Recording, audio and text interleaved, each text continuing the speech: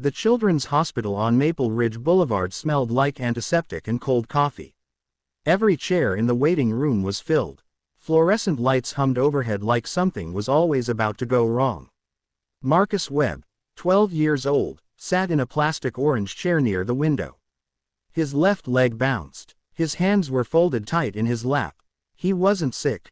He was here with his Aunt Dolores, who had brought in her neighbor's baby, 4-month-old Elijah, because the little boy had been burning up since midnight. Elijah's mother, Vanessa, a single mother of 3, couldn't leave her other 2 kids at home alone. So Dolores had stepped in. And Marcus had come along because nobody was home to watch him either. He stared at baby Elijah in his aunt's arms. The baby's face was flushed deep red. His tiny chest moved in quick, shallow pulses. His eyes kept rolling back in that terrifying way that made Marcus's stomach drop every time. "He doesn't look right," Marcus said quietly. "I know, baby," Dolores whispered, rocking Elijah gently. "They'll call us soon." But they didn't call soon. 45 minutes passed, then an hour. The front desk nurse had checked them in, noted the fever, 103.4, and told them a pediatric doctor would see them shortly. But, shortly, in a packed hospital on a Tuesday afternoon meant something different than it did anywhere else. Marcus watched. He always watched. His grandmother, God rest her soul, used to say that quiet boys see more than loud men ever will. And Marcus was very, very quiet. He noticed Elijah's breathing change around the 90-minute mark. The baby had stopped making those little fussing sounds. He wasn't crying anymore. He wasn't moving much. His lips had gone from pink to something closer to pale lavender. Marcus stood up. "Aunt Dolores, sit down, Marcus. His lips are turning blue." Dolores looked down. Her face went white. She stood up immediately and walked to the desk. Excuse me, this baby is not breathing right. His lips are changing color."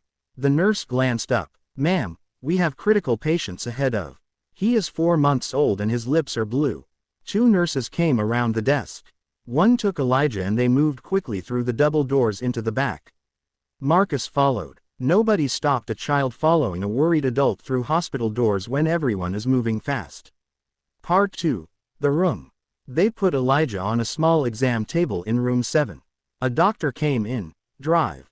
Raymond Calloway, silver-haired, stethoscope swinging, and immediately began his assessment. 2 nurses hovered. A hospital administrator in a gray suit appeared in the doorway because Dolores had been loud enough in the waiting room to create what he called a disturbance. Marcus stood in the corner. Nobody told him to leave. Nobody saw him. He watched drive. Calloway check Elijah's pulse. Check his temperature. Now 104.7. Check his airway. The baby was limp. Too limp. His eyes weren't tracking. Febrile seizure is possible. Drive. Calloway said, turning to the nurse. "Get me." And that's when it happened. Elijah's body went rigid, then began to shake. The room erupted. "He's seizing. Get the crash cart. Call pediatric neurology. Someone get drive." Anand. In the chaos, nobody was holding Elijah. The nurses were reaching for equipment. The doctor was calling orders. The administrator had stepped back into the hall to radio for help. Marcus moved. He had seen this once before. Not in a hospital. In his grandmother's kitchen in rural Georgia, 6 years ago. He was 6 years old. A cousin's baby had gone rigid just like this, and before anyone could blink, his grandmother, 81 years old, gray braids, flour on her apron, had scooped that baby up, carried it to the sink, and run cool water gently over the back of the baby's neck and head. "Cool the blood going to the brain," she had said, calm as a summer evening. "You don't ice them. You don't freeze them. Cool water. Steady. And you talk to him the whole time." The baby had stopped seizing in under a minute. Marcus didn't think. He acted. He stepped to the table, scooped Elijah, all 8 pounds of him, with both arms the way his grandmother had taught him to hold babies, supporting the neck, supporting the back. He turned to the sink along the wall. He turned on the cold tap. He angled Elijah's head carefully under the gentle stream, keeping the baby's airway up, tilting his neck just right. "Come on, little man," Marcus whispered. "Come on, I got you." Part 3. The chaos. The room exploded. "What is that child doing? Doctor, Calloway spun around and his face went from focused to furious in less than a second. Get that baby away from, who is that child? Nurse Patricia Dunn grabbed Marcus by the shoulder. Put that baby down right now. His seizure. Put him down. The administrator had come back in and was already on his radio. I need security to room 7 immediately. We have an unauthorized minor handling a patient. Dolores appeared in the doorway and screamed. Marcus, what are you doing? Don't move him, Marcus said. His voice was shaking but his hands were not. He kept the water running. Cool, not cold. He kept Elijah tilted correctly. He kept talking. Come on, little man. Come on, you're okay. I got you. Doctor. Calloway stepped forward to physically remove the boy. And then he stopped. Because Elijah stopped seizing. The baby's rigid body softened. His tiny fists uncurled. His chest expanded. A real breath, a deep breath, not that shallow terrified fluttering from before. His head turned slightly in Marcus's hands. And then, impossibly, beautifully, Elijah opened his eyes. Dark brown eyes, still glassy, but open. He blinked. He looked up at Marcus. And Marcus exhaled for what felt like the first time in 3 minutes. The room was completely silent. The water still ran, soft and steady. Doctor. Calloway stood 3 feet away, hand half raised, mouth slightly open. Nurse Dunn's grip on Marcus's shoulder had gone completely loose. The administrator's radio crackled but he didn't answer it. Marcus carefully angled Elijah away from the water, cradled him properly, and turned around. Every single adult in that room was staring at him. He walked to Dr. Calloway and held Elijah out. His seizure stopped, Marcus said quietly. My grandma showed me. Cool water on the back of the neck and head. Not ice. Just cool. Helps bring the brain temperature down fast. He paused. I'm sorry I didn't ask first. I didn't think there was time. Part 4. The silence that said everything. Dr. Calloway took Elijah. His hands, steady, experienced, 31 years of medicine in those hands, were slightly trembling. He checked the baby. Pulse, pupils, breathing. He looked up at Marcus for a long moment. Then he looked at his nurses.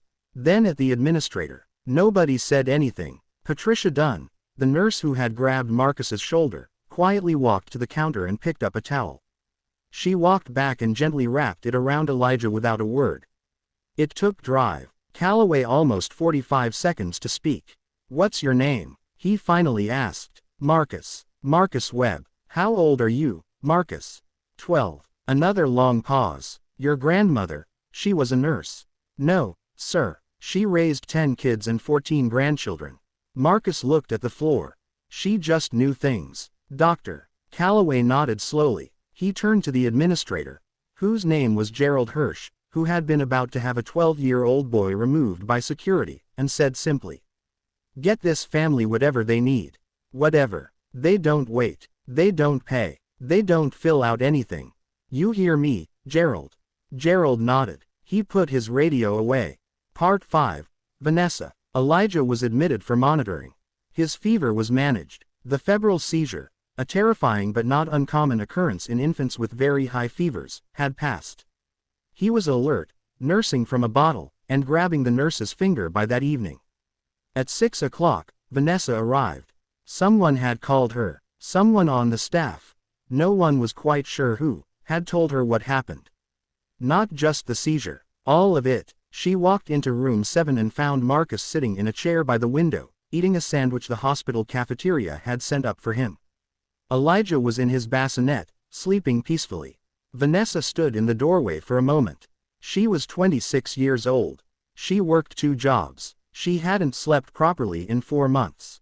And standing there looking at her son, breathing, sleeping, safe, and then at the quiet 12-year-old boy who had made it happen.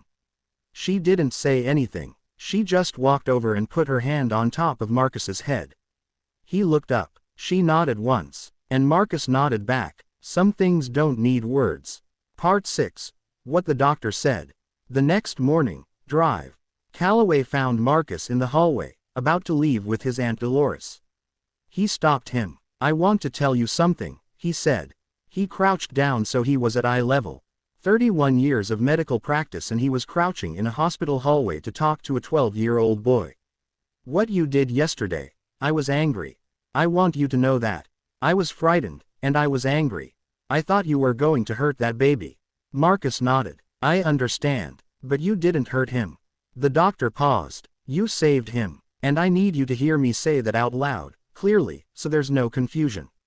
He put his hand on Marcus's shoulder, the same shoulder